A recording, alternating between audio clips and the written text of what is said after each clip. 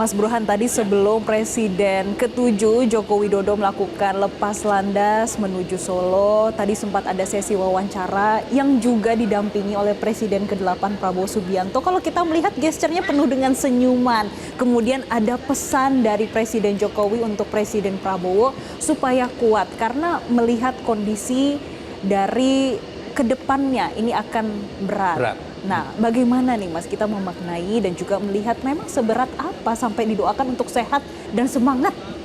Iya, berat. Pertama karena geopolitik masih sangat rawan. Perang Ukraina-Rusia sudah berlangsung 3 tahun, belum juga selesai tanda-tandanya. Tapi saat yang sama muncul ketegangan atau konflik ya di Timur Tengah. Dan itu tentu punya efek terutama mengganggu rantai pasok pengiriman barang ya, dan itu bisa meningkatkan harga logistik. Termasuk juga kalau kita lihat ya rencana peningkatan PPN, pajak PPN 12% per awal 2025 itu juga akan menimbulkan gejolak tentu saja, dan efek terutama berkaitan dengan apakah masyarakat terutama kelas menengah bisa menerima atau tidak. Dan jangan lupa tahun depan ini ada utang jatuh tempo, bunganya saja 800 triliun. Kemudian pokoknya 200T, total 1000 triliun. Jadi kalau misalnya kita gagal melakukan negosiasi utang, itu APBN kita habis buat bayar utang. Dan hanya tersisa sedikit untuk proses, untuk program pembangunan.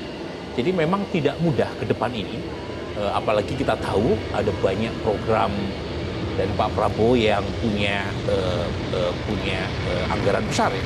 Jadi tekanan fiskal saya kira akan kuat, mulai dari program makan bergizi gratis itu sekitar 71 triliun, kemudian concern Pak Prabowo ke isu berkaitan dengan pertahanan, kemudian pertanian, termasuk juga membengkaknya kementerian. Kalau misalnya betul bahwa kementerian akan sekitar 44 hingga 48 kementerian, itu artinya anggaran untuk kementerian juga bertambah, apalagi untuk kementerian baru.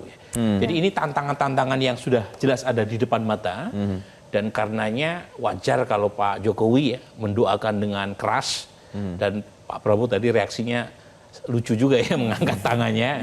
Tetapi lagi-lagi itu satu respon yang positif, kita juga punya harapan yang sama pada presiden baru untuk bisa melalui tantangan yang berat ini dengan sigap. Nah, salah satu yang kita tunggu reaksi publik terutama berkaitan dengan pembentukan kekuasaan, yaitu anggota kabinet. Kalau misalnya kabinet yang dibentuk oleh Pak Prabowo itu tidak terkesan bagi-bagi kekuasaan, kemudian orang yang dipilih juga punya meritokrasi, kompetensi, kapasitas, integritas, itu saya kira akan membantu untuk memudahkan kerja Pak Prabowo. Tetapi kalau misalnya ya anggota kabinetnya itu tidak memuaskan publik, saya khawatir sedikit demi sedikit masa bulan madu publik dengan Pak Prabowo akan berkurang. Nah, yang dirilis oleh Kompas kemarin hari Sabtu ya, 1 hari sebelum Pak Prabowo dilantik hari ini, mengenai public confidence yang mencapai 84%, itu sebenarnya wajar dilalui oleh siapapun presiden yang baru dilantik. Artinya masyarakat masih menunggu bukti. Sekarang mereka sedang bahagia, sebahagia Pak Prabowo ya. Tapi saat yang sama juga menuntut ya apa yang dijanjikan oleh Pak Prabowo dalam pidato 1 jam yang bagus tadi ya di acara pelantikan, itu diwujudkan. Nah, ujian pertama itu dilihat dari pembentukan kabinet. Apakah pembentukan kabinetnya ini lebih banyak nuansa akomodasi politik ataukah berdasarkan meritokrasi. Nah, itu yang kita tunggu dalam waktu dekat ya. Itu satu dari sekian banyak tantangan terkait dengan pembentukan kabinet. Tapi hal lainnya adalah ketika tadi kita melihat pidato Pak Prabowo di MPR itu kan ada sejumlah prioritas yang ingin diselesaikan. Banyak ketidakmudahan dalam tanda kutip yang tadi Mas Burhan bilang. Jadi ketidakmudahan mana ini yang harus jadi prioritas, yang harus ditancap gas pada saat setelah dilantik, yang harus jadi prioritas saat ini apa kira-kira? Tadi kan beliau menyebut soal mengurangi kemiskinan.